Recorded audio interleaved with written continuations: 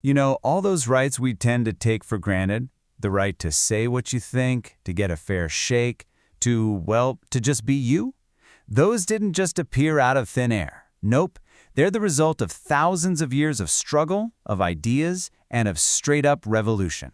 So, let's get into it. This is one incredible story. We're going to trace this whole journey through 6 key parts. First, we'll nail down what we even mean by human rights. Then we'll dig into their ancient roots, see how the idea of the individual completely changed the game, and watch how that circle of who gets rights got bigger and bigger. After that, we'll look at the huge global standards set after World War II, and finally, bring it all home to the fights that are still going on today. All right, so let's start with the basics. What exactly are we talking about when we say human rights?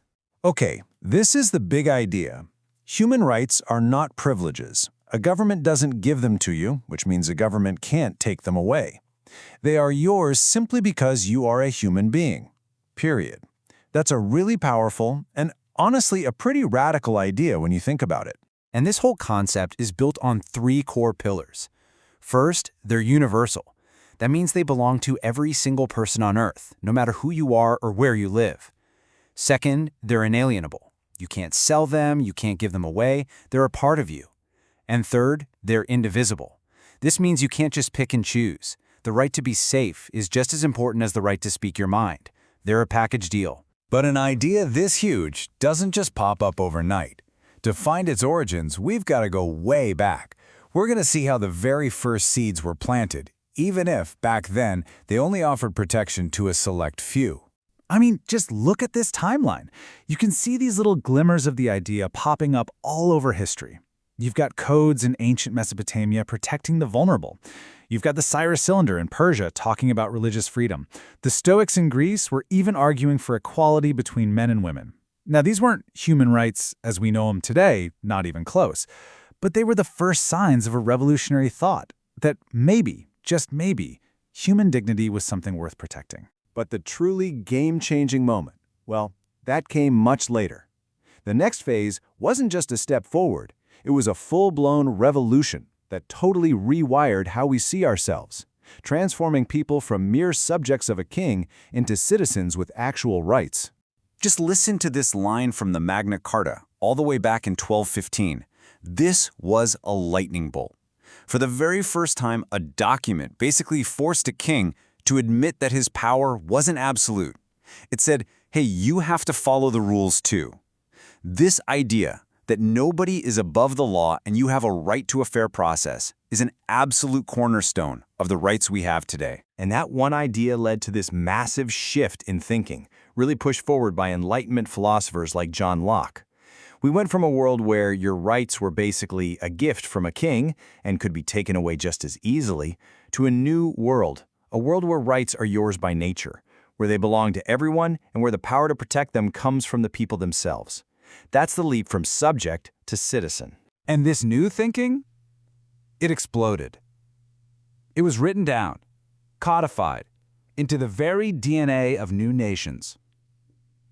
You see it in the English Bill of Rights, the American Declaration of Independence, the French Declaration of the Rights of Man.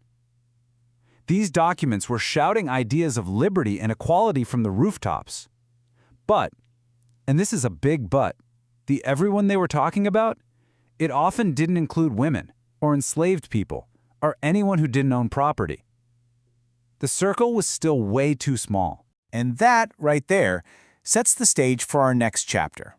The long, difficult, and incredibly important fight by all those people left on the outside to smash their way into that circle of rights. The 19th century was just defined by these epic struggles. You had the abolitionist movement fighting against the absolute horror of slavery, leading to huge milestones like Britain banning the slave trade and the U.S. finally abolishing slavery. At the exact same time, the Industrial Revolution was creating brand new problems, which led to the rise of trade unions fighting for the basic rights of workers, things like safety on the job and an end to child labor. And, of course, there was the global battle waged by the women's suffrage movement to be seen as full citizens with a voice. New Zealand was the first to grant it in 1893, and country after country followed over the next few decades. Every single one of these victories wasn't just a win for one group. It literally expanded the definition of who counts as human when we talk about human rights. But even with all of that incredible progress, the world was unknowingly hurtling towards a catastrophe so enormous, so horrific, that it would force all of humanity to come together and create a single global standard for dignity. It is almost impossible to wrap your head around the devastation of the Second World War. Over 60 million people killed, the systematic, industrialized murder of millions of people in genocides. The world looked into a dark, dark abyss. And the conclusion was inescapable. The laws of individual nations were not enough. Humanity needed something more, a universal code, a shared promise, to make sure nothing like that could ever happen again. And so, out of those ashes, in 1948, the newly formed United Nations, with key figures like Eleanor Roosevelt leading the charge, adopted the Universal Declaration of Human Rights. And that first article, it says it all. For the first time in human history, the entire world came together to declare, in one clear voice, that every single person is born with a claim to freedom, to dignity, and to rights. But here's the thing about the Declaration. It wasn't an endpoint. It wasn't mission accomplished. It was a starting line. And the fight to make those words a reality is a living, breathing struggle that's happening right now, as we speak.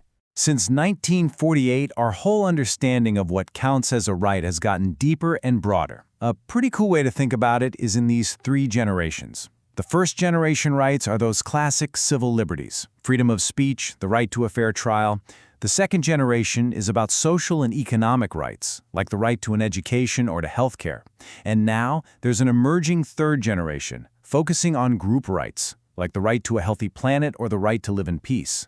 And this just proves that the story of human rights is never really finished. While we're still fighting to protect those established rights, whole new battlegrounds are opening up. What does privacy mean in an age of social media and constant surveillance? Do we have rights when it comes to artificial intelligence? Is a clean, healthy environment a fundamental human right? These are the huge questions we're grappling with today. If this whole story teaches us anything, it's that progress isn't automatic. It's not guaranteed. It's fought for by each and every generation. So that leaves a final question, and it's really for all of us. As we look at the challenges on our horizon, from climate change to AI and beyond, what is our chapter in this story going to look like? What rights will we need to defend? And what new ones will we need to imagine for the future of humanity?